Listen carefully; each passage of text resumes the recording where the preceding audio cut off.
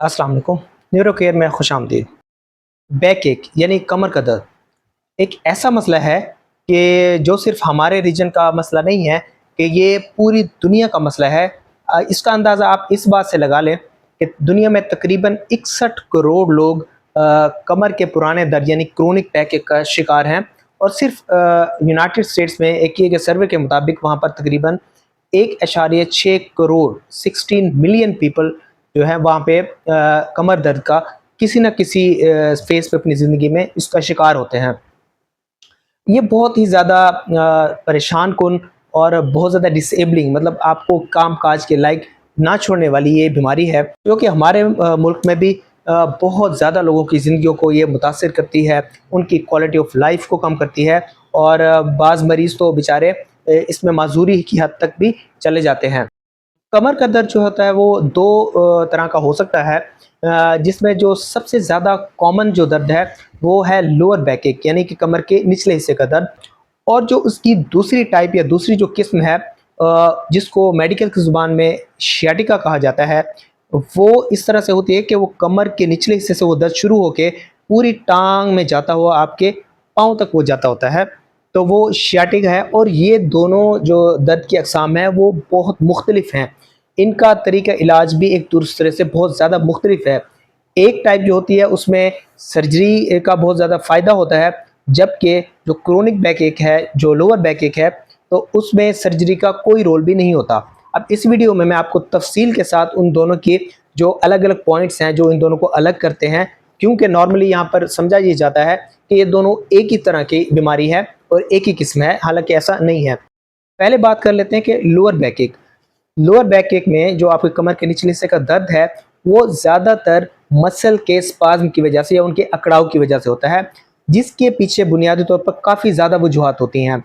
आप ये वीडियो देखें जिसमें एक लोअर बैक एक जिसको मरीज़ को है वो देखें किस तरह से वो उठने की कोशिश कर रहा है और किस तरह से ये चल रहा है। ये आप ज़रा देख लीजिए।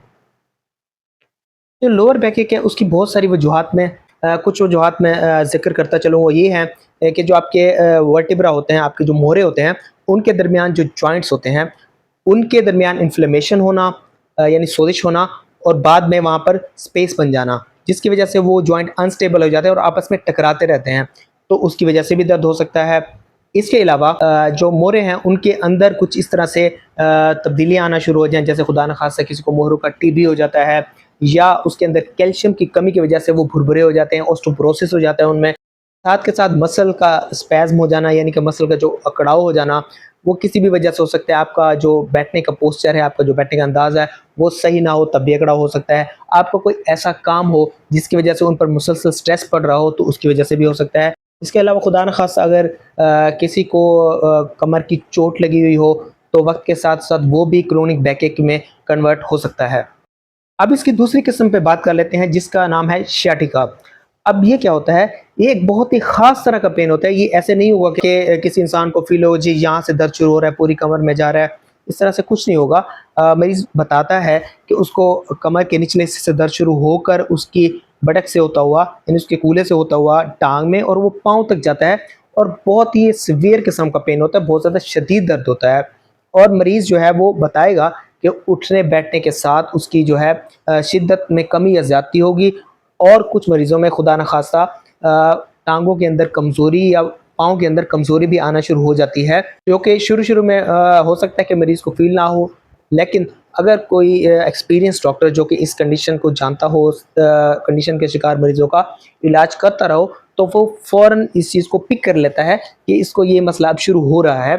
इसका जो शियाटिका है, इसका जो कमर के मोरों की जो डिस्क है वो स्लिप होके उसकी नर्व के ऊपर इतना दबाव डाल रही है कि अब उसको ये वाली डेंजरस अलामत आना शुरू हो चुकी है। अब शियाटिका के अंदर जो उसकी कुछ ऐसी अलामत हैं जो कि डेंजरस होती हैं, ख़तरनाक होती हैं। अगर वो किसी मरीज़ में आना शुरू हो जाएँ तो उसको अलार्म हो जाना चाहिए कि ये मसला बढ़ रहा है। जिनमें ये है कि खुदा न खास्ता मैंने पहले भी बताया कि टांग के मसल्स की कमज़ोरी शुरू हो जाना, मसलन उसको चलने में दुश्वारी होना या उसका पाँव जो है वो सही तरह से ऊपर ना उठा सकता हो, जिसको फुट ड्रॉप कहते हैं। इसके अलावा छोटे पेशाब में या तो रुकावट पैदा हो जाना या उसका गैर इरादी तौर पर निकल जाना, जिसको इनकॉन्टिनेंस बोलते हैं। और बड़े पेशाब का कंट्रोल ख़त्म हो जाना, और उसके अलावा आपकी जो बटक्स का एरिया होता है, जो कूलों का एरिया होता है, और टांग की अंदरूनी जो साइड होती है, वहाँ पर सेंसेशन यानी आपकी जो महसूस करने की सलाहियत का ख़त्म हो जाना, जिसको सैडल एनेस्थीसिया बोलते हैं। सैडल एनेस्थीसिया से मुराद ये है कि अगर कोई इंसान घोड़े पर सवार होता है तो उसकी जो जिस्म के टांगों के जो जो एरियाज, जो जो उसके हिस्से घोड़े के साथ टच होते हैं, घोड़े की ज़ैन जिसको बोलते हैं सैडल, उसके साथ टच होते हैं, तो वहाँ का अगर एनेस्थीसिया हो जाए, वहाँ उसकी जो महसूस करने की सलाहियत ख़त्म हो जाए, तो ये भी एक डेंजरस साइन होता है कि sciatica का मसला बढ़ रहा है। अब फौरी तौर पर उसको किसी इंटरवेंशन की, किसी एग्रेसिव ट्रीटमेंट की ज़रूरत है। अगली वीडियो में हम आपको कमर दर्द के कौन कौन से टेस्ट कराए जाते हैं इस पर बात करेंगे, और साथ में इसके मुकम्मल तरीके इलाज के बारे में भी आपको तफसील से बताएंगे। तब तक के लिए अल्लाह हाफिज़।